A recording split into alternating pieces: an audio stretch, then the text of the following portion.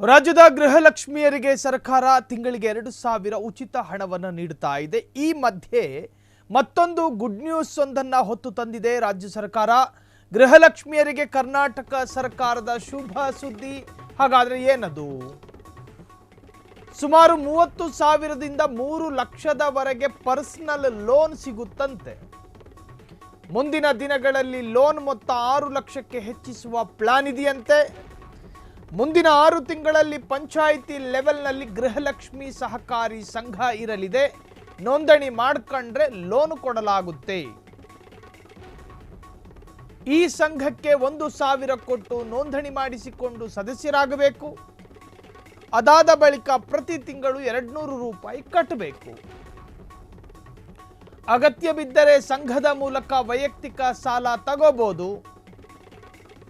ಈ ಯೋಜನೆ ಮುಂದಿನ 6 ತಿಂಗಳಲ್ಲಿ ಜಾರಿಗೆ ಬರುತ್ತೆ. ಜಾರಿಗೆ ಬಂದ ಮೇಲೆ ಇದು ಜಾರಿಗೆ ಬಂತು ಅಂತ ಹೇಳಬಹುದು ಅಷ್ಟೇ.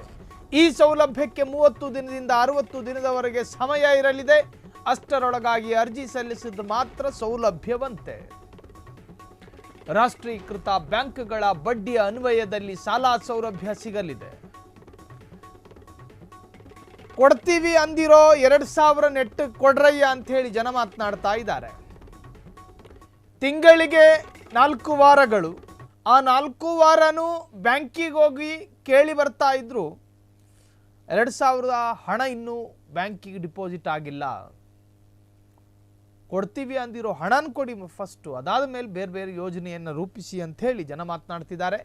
ಗೃಹಲಕ್ಷ್ಮಿಯರಿಗೆ ಇನ್ನೇನು 6 ತಿಂಗಳು ಒಳಗಾಗಿ ಸಹಕಾರಿ ಸಂಘ ಓಪನ್ ಆಗುತ್ತಂತೆ. ಅಂದರೆ ಪಂಚಾಯಿತಿ ವ್ಯಾಪ್ತಿಗೆ ಒಂದೊಂದು ಪಂಚಾಯಿತಿ ವ್ಯಾಪ್ತಿಗೆ ಒಂದೊಂದು ಸಂಘ ಅನಿಸುತ್ತೆ. ಈ ಸಂಘ ಅಲ್ಲಿ ನೀವು ಮೆಂಬರ್ಶಿಪ್ಪನ್ನು ಪಡೆದುಕೊಳ್ಬೇಕು. 1,000 ರೂಪಾಯಿ ಕೊಟ್ಟು ರಿಜಿಸ್ಟರ್ ಫೀಸ್ ಅದು 1,000 ರೂಪಾಯಿ ಕೊಟ್ಟು ನೀವು ಸದಸ್ಯರಾಗಬೇಕು. ಸದಸ್ಯರಾದ ನಂತರ 200 ರೂಪಾಯಿ ನೀವು ಕಟ್ತಾ ಹೋಗಬೇಕು. ಬೇಕಾದರೆ ನಿಮಗೆ ಅಗತ್ಯವಿದ್ದರೆ ನೀವು ಲೋನಿಗೂ ಕೂಡ ಅಪ್ಲೈ ಮಾಡಬಹುದು, ಲೋನನ್ನು ಪಡೆದುಕೊಳ್ಳಬಹುದು. 3 ಲಕ್ಷದಿಂದ ನಿಮಗೆ ಮ್ಯಾಕ್ಸಿಮಮ್ 3,000ದಿಂದ 30,000ದಿಂದ 3 ಲಕ್ಷದವರೆಗೂ ಕೂಡ ಇರ್ತವೆ. ನಿಮಗಿನ್ನು 30 ದಿನಗಳ ಕಾಲಾವಧಿ ಇದೆ. ಅಷ್ಟರೊಳಗೆ ನೀವು ಅರ್ಜಿಯನ್ನು ಸಲ್ಲಿಸ್ಬೋದು. ನಿಮ್ಮ ಹತ್ತಿರದ ಪಂಚಾಯಿತಿಯಲ್ಲಿ ಕೇಳಿ ಈ ಥರದ್ದೊಂದು ಯೋಜನೆ ಬಂದಿದೆಯಂತಲ್ಲ, ಇದ್ರ ಕತೆ ಏನು, ಅವ್ರು ನಿಮಗೆ ಅದರ ರೀತಿ ರಿವಾಜುಗಳನ್ನು ಹೇಳ್ಕೊಡ್ತಾರೆ. ಅದರಂತೆ ನೀವು ಅಪ್ಲೈ ಮಾಡ್ಬೋದು. ಇನ್ನು 2,000 ರೂಪಾಯಿದ ಕತೆ ಏನಾಯಿತು ಅಂತ ಕೇಳ್ತಾರೆ ಕೆಲವರು. ನಿರಂತರವಾಗಿ ಕರೆ ಮಾಡಿ ನಮಗೆ 2,000 ರೂಪಾಯಿ ಬಂದಿಲ್ಲ, ಏನು ಮಾಡೋದು? ಮಹಿಳಾ ಮತ್ತು ಮಕ್ಕಳ ಕಲ್ಯಾಣ ಸಚಿವೆ ಲಕ್ಷ್ಮೀ ಹೆಬ್ಬಾಳ್ಕರ್ ಅವರ ಆದೇಶದಂತೆ ಇತ್ತೀಚೆಗೆ ಅವರು ಕೊಟ್ಟಿರೋ ಸ್ಟೇಟ್ಮೆಂಟ್ ಪ್ರಕಾರ ರಾಜ್ಯದ ಕೆಲವೊಂದು ಜಿಲ್ಲೆಗಳಿಗೆ ನಾವು ಇನ್ನೂ ಕೂಡ ಕೊಡೋದಕ್ಕಾಗ್ತಾ ಇಲ್ಲ, ಟೆಕ್ನಿಕಲ್ ಇಶ್ಯೂ.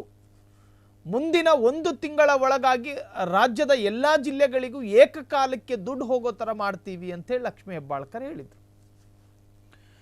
ಅದರ ಪ್ರಕಾರ ನೋಡೋದಾದರೆ ರಾಜ್ಯದ ಅನೇಕ ಜಿಲ್ಲೆಗಳಿಗೆ ಸರಿಯಾಗಿ 2,000 ರೂಪಾಯಿ ರೀಚ್ ಆಗ್ತಾ ಇಲ್ಲ. ಜನ ಕಂಪ್ಲೇಂಟ್ ಮಾಡ್ತಿದ್ದಾರೆ. ಹಾವೇರಿಗೆ ಬಂದರೆ ಗದಗಿಗಿಲ್ಲ, ಗದಗಿಗೆ ಬಂದರೆ ಬೀದರಿಗಿಲ್ಲ, ಬೀದರಿಗೆ ಬಂದರೆ ಗುಲ್ಬರ್ಗಕ್ಕಿಲ್ಲ. ಇನ್ನು ಮಂಗಳೂರು ಅವರು ಬಂದರೂ ಕೇಳಲ್ಲ, ಬರದಲ್ಲೇ ಇದ್ದರೂ ಕೇಳಲ್ಲ. ಇನ್ನು ಈ ಭಾಗ ಚಿಕ್ಕಮಗಳೂರು, ಹಾಸನ, ದಾವಣಗೆರೆ ಈ ಭಾಗದಲ್ಲೂ ಕೂಡ ಸಮಸ್ಯೆಗಳಿದ್ದಾವೆ. ದಾವಣಗೆರೆಯಲ್ಲಂತೂ ವಿಪರೀತ ಸಮಸ್ಯೆ. ಕರೆಗಳು ಬರ್ತಾ ಇರ್ತವೆ. 2,000 ರೂಪಾಯಿ ತಿಂಗಳಿಗೆ ಕರೆಕ್ಟಾಗಿ ರೀಚ್ ಆಗ್ತಾ ಇಲ್ಲ. ಬ್ಯಾಂಕ್ ಖಾತೆಗಳಿಗೆ ಸರಿಯಾಗಿ ನಿರ್ವಹಣೆ ಮಾಡ್ತಾ ಇಲ್ಲ ಈ ಇಲಾಖೆ. ಸೊ ಆ ಇಲಾಖೆಯ ಕುಂದುಕೊರತೆಗಳನ್ನು ನಿವಾರಿಸಬೇಕಾಗಿರೋದು ಜನ ಅಲ್ಲ, ಆ ಇಲಾಖೆಯ ಸಚಿವರುಗಳು ಅಥವಾ ಆ ಇಲಾಖೆಯ ಏನು ಸಂಬಂಧಪಟ್ಟ ಹಾಗೆ ಆಡಳಿತ ಮಂಡಳಿ. ಇನ್ನು ಮುಂದಾದರೂ ಏಕಕಾಲಕ್ಕೆ ಎಲ್ಲ ಜಿಲ್ಲೆಗಳ ಜನರಿಗೆ ನಿಮಗೆ ವೋಟ್ ಹಾಕಿದ್ದು ಒಂದೇ ಹಂತದಲ್ಲಿ ತಾನೆ. ಇವತ್ತು ಅರ್ಧ ಓಟು, ನಾಳೆ ಅರ್ಧ ಓಟು ಅಂತ ಹಾಕಿದ್ರೆ ಜನ, ನೀವು ಹೇಳಿದ್ದು ಕೂಡ ಹಾಗೆ ತಾನೆ. ಅಧಿಕಾರ ಕೊಟ್ಟರೆ ನಿಮಗೆ 2,000 ರೂಪಾಯಿ ದುಡ್ಡು. ಜನ ಏಕಕಾಲಕ್ಕೆ ಎಲ್ಲರೂ ಓಟ್ ಹತ್ತಿದ್ರು. ನೀವು ಕೊಡೋದು ಮಾತ್ರ ಏಕಕಾಲಕ್ಕಲ್ಲ. ನಿಮಗೆ ಮನಸ್ಸಾದಾಗ ದುಡ್ಡು ಹಾಕ್ತೀರಿ, ನಿಮಗೆ ಮನಸ್ಸಾದಾಗ ಡಿಲೇ ಮಾಡ್ತೀರಿ.